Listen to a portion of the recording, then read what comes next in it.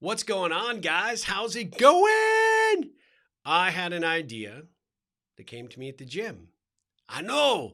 Steve thinks at the gym? I do. Yes. I'm here to pump you up and give your brain some extra muscle too. Let's go.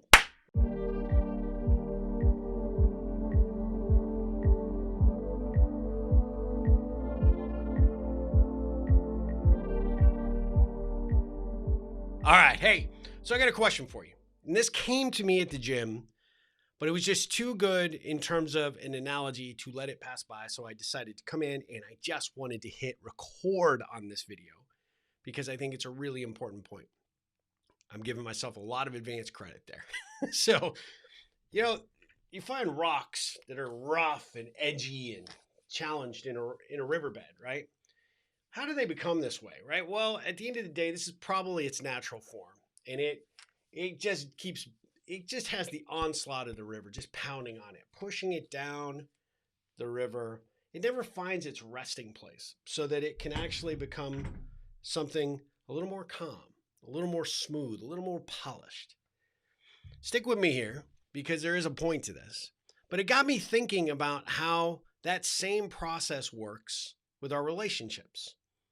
And what I mean by that is the relationships that we put, that are filled with drama, often, lack attention or it never finds its footing, never finds its place, is just constantly bumping down the path of our life.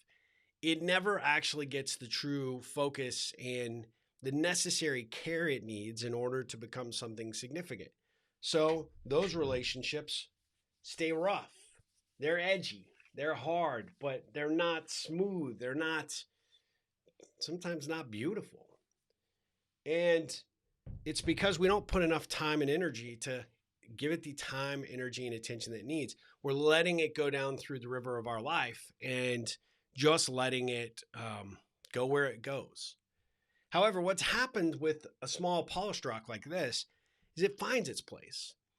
Constant, gentle pressure forms the edges, smooths the surfaces, makes the rough spots go away, and becomes something pretty beautiful. And that's what I was thinking when it comes to your relationships. Time, energy, focus, all the necessary elements to put that relationship into a place where it can be smooth and it can grow and it can turn into something so much more significant than what these other relationships look like. I feel like I'm doing show and tell for my third grade class. You're welcome. They probably would not have allowed me to bring in big rocks because someone would have eventually gotten hurt. Probably me. But the reality is, when you think about the river of your life, your journey, and those relationships that you probably should have put more time and energy and focus into, but you didn't, they're probably not there for you in a pinch. And the ones that are there, the ones that you've taken the time, you've helped them find their gentle waters and just allowed that relationship to grow and expand and get the necessary care it needs. Well, they become smooth, they become beautiful, they become something significant.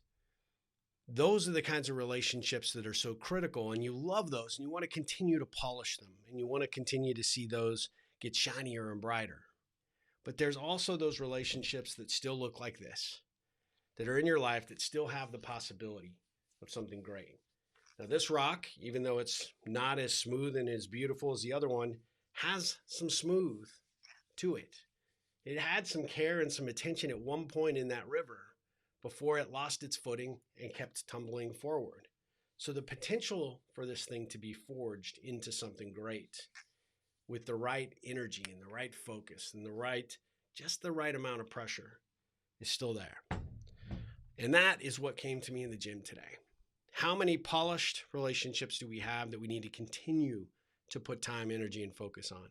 And yet, how many relationships have we built that we probably need to help it find its resting place, find its place where it can just be there, where it can get constant positive energy so that it can smooth out its rough edges and it can grow into something spectacular?